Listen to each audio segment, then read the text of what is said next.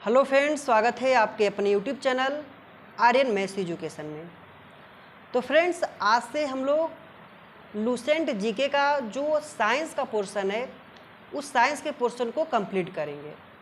जैसा कि आप सबको मालूम है कि साइंस को 3 भागों में डिवाइड करके अध्ययन करते हैं, फिजिक्स, केमिस्ट्री, बायोलॉजी। तो जो सबसे पहला पोर्शन है हम लोगों का फिजिक्स यानी कि भौतिक विज्ञान। आज से हम लोग भौतिक विज्ञान की शुरुआत करते हैं। तो चलिए, जो आपका लूसेंट जीके में जो भौतिक विज्ञान की स्टार्टिंग है, कहाँ से स्टार्टिंग हो रही है, एकदम शुरुआत से एक एक शब्द के बारे में हम लोग जानने का प्रयास करते हैं। देखिए, यहाँ पे सबसे पहले हम लोग भौतिक विज्ञान की परिभाषा को समझेंगे कि भौतिक विज्ञान होता क्या है। देखिए, भौतिकी प्राकृतिक विज्ञान की वह शाखा है जिसमें द्रव्य तथा ऊर्जा और उसकी परस्पर क्रियाओं का अध्ययन होता है। सबसे पहले हम लोगों ने भौतिक विज्ञान की परिभाषा को समझा कि जो भौतिक विज्ञान होती है वह प्राकृतिक विज्ञान की वह शाखा है जिसमें द्रव्य तथा ऊर्जा और उसकी परस्पर क्रियाओं का अध्ययन होता है। इसमें 2 शब्दों पे ध्यान देना, एक द्रव्य और एक ऊर्जा। देखिए, द्रव्य क्या होता है कि प्रत्येक वह वस्तु जो स्थान घेरती है, जिसका कुछ भार होता है और जिसका अनुभव हम लोग प्रत्यक्ष अथवा अप्रत्यक्ष रूप से अपने ज्ञानेंद्रियों के द्वारा करते हैं, उसको हम लोग क्या कहते हैं, द्रव्य कहते हैं। और ऊर्जा क्या होती है, जो कार्य करने की क्षमता होती है, उसको हम लोग क्या करते हैं, ऊर्जा कहते हैं। उसकी परस्पर क्रियाओं का अध्ययन क्या होता है, हम लोगों का भौतिक विज्ञान होता है।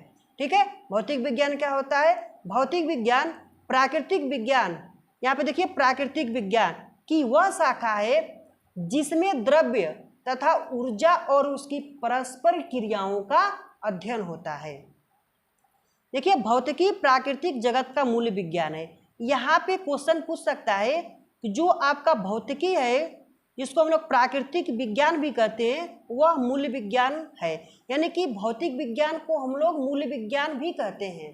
ठीक, मूल विज्ञान क्यों कहते हैं, क्योंकि मानव ने सबसे पहले प्रकृति के बारे में जानने का प्रयास किया।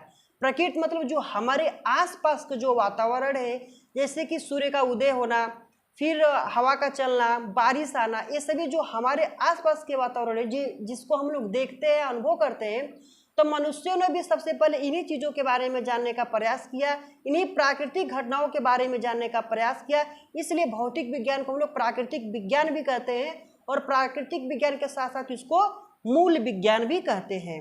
ठीक है, अब यहाँ पे कह रहा है कि प्राकृतिक जगत का मूल विज्ञान है क्योंकि विज्ञान की अन्य शाखाओं का विकास भौतिकी के ज्ञान पर बहुत हद तक निर्भर करता है। ठीक है, अब देखिए, जो पहला टॉपिक है हम लोगों का मात्रक। मात्रक क्या होता है, देखिए, मात्रक की इंग्लिश होती है यूनिट। यूनिट क्या होता है कि किसी राशि के मापन के निर्देश मानों को क्या कहते हैं, मात्रक कहते हैं। मात्रक क्या होता है, जो किसी राशि को निर्देशित करता है, उसको निर्देश के रूप में बताता है, उसको हम लोग क्या कहते हैं, मात्रक कहते हैं। मात्रक कितने प्रकार के होते हैं, मात्रक 2 प्रकार के होते हैं। ठीक है, कोई आपसे पूछे कि मात्रक क्या होता है, जो किसी राशि के मापन के निर्देश मानक को बताता हो, उसको क्या कहते हैं, हम लोग मात्रक कहते हैं। और मात्रक कितने प्रकार का होता है, मात्रक 2 प्रकार का होता है। एक मूल मात्रक होता है और दूसरा व्युत्पन्न मात्रक होता है। ठीक, मात्रक के कितने भेद होते हैं, मात्रक के 2 भेद, मूल मात्रक और दूसरा व्युत्पन्न मात्रक। ठीक, ये SI पद्धति में मूल मात्रक की संख्या 7 है। ठीक है, यह SI पद्धति है जो आपका अंतर्राष्ट्रीय पद्धति है, उसमें जो मूल मात्रक है उसकी संख्या क्या है, 7 है। अब नीचे की सारणी में दिया गया है, इन 7 मूल मात्रक और मूल राशियों के बारे में हम लोग जान लेते हैं। ठीक, अब देखिए, यहाँ पे है भौतिक राशि SI के मूल मात्रक संकेत। लंबाई का मात्रक क्या होता है, मीटर। ठीक है, द्रव्यमान का मात्रक क्या होता है, किलोग्राम। समय का मात्रक सेकेंड। ताप का मात्रक केल्विन। विद्युत धारा का मात्रक एम्पियर। ज्योति तीव्रता का मात्रक कैंडेला। पदार्थ का परिमाण का मात्रक क्या होता है, मोल होता है। तो इस प्रकार जो भौतिक राशि है 7 और इसके मूल मात्रक जो है 7, इसको हम लोगों ने अच्छे से जाना। ठीक, अब देखिए, SI यानी कि जो आपका SI पद्धति, इसके संपूरक मूल मात्रक है, उसके बारे में हमें जान लेना है। अब देखिए, ठीक, आ रहा है समझ में।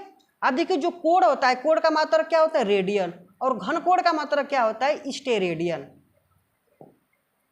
आगे का टॉपिक है कि एसआई के कुछ पुराने मात्रकों के नए नाम और संकेत, यानी कि कुछ ऐसे मात्रक हैं, कुछ ऐसी भौतिक राशियां हैं जिसके जो मात्रक है उसके मात्रक में कुछ ना कुछ परिवर्तन कर दिया गया है, इसलिए उसको हम लोग पुराना मात्रक कहते हैं, और जो नया मात्रक बना गया है उसको हम लोग जानने का प्रयास करते हैं। अब देखिए सबसे पहले हम समझ लेते हैं ताप को।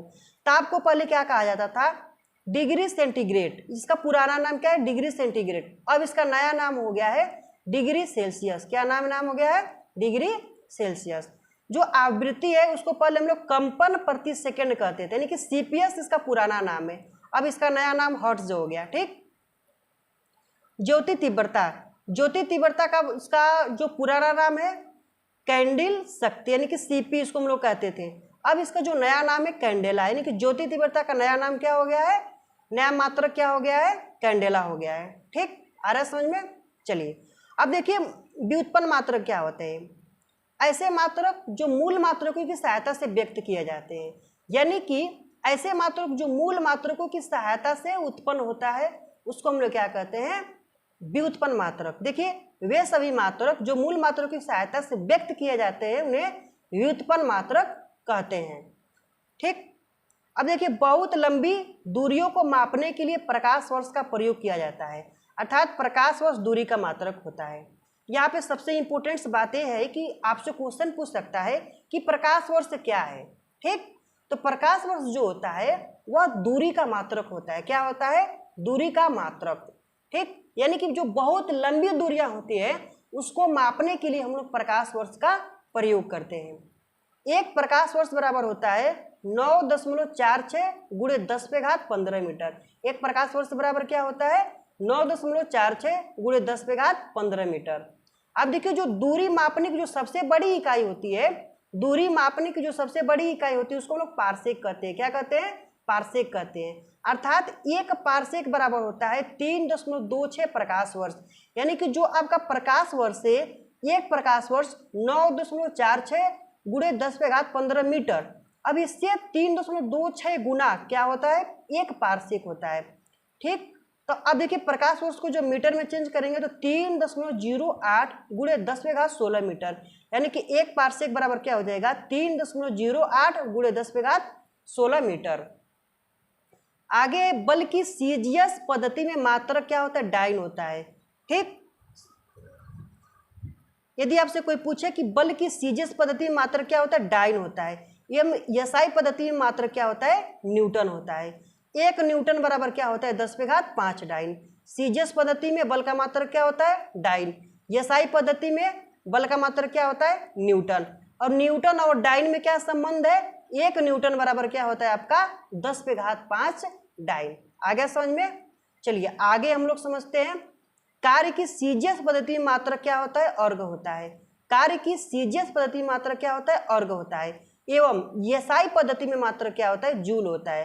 अर्थात 1 जूल बराबर क्या होता है? 10⁵7 अर्घ होता है। 1 जूल बराबर क्या होता है? 10⁵7 अर्घ होता है। तो इस प्रकार हम लोगों ने मात्रक के बारे में जाना कि मात्रक क्या होता है, मूल मात्रक कितने होते हैं, ठीक, प्रकाश वर्ष क्या होता है और पारसेक क्या होता है। नेक्स्ट वीडियो में हम लोग जो इसका अगला टॉपिक है गति, उसके बारे में हम लोग जानेंगे। तो वीडियो आपको कैसा लगा? वीडियो अच्छा लगे तो वीडियो को लाइक कीजिए, शेयर कीजिए, और चैनल पर नए हैं तो चैनल को सब्सक्राइब जरूर कीजिएगा। ठीक है, मिलते हैं नेक्स्ट वीडियो में।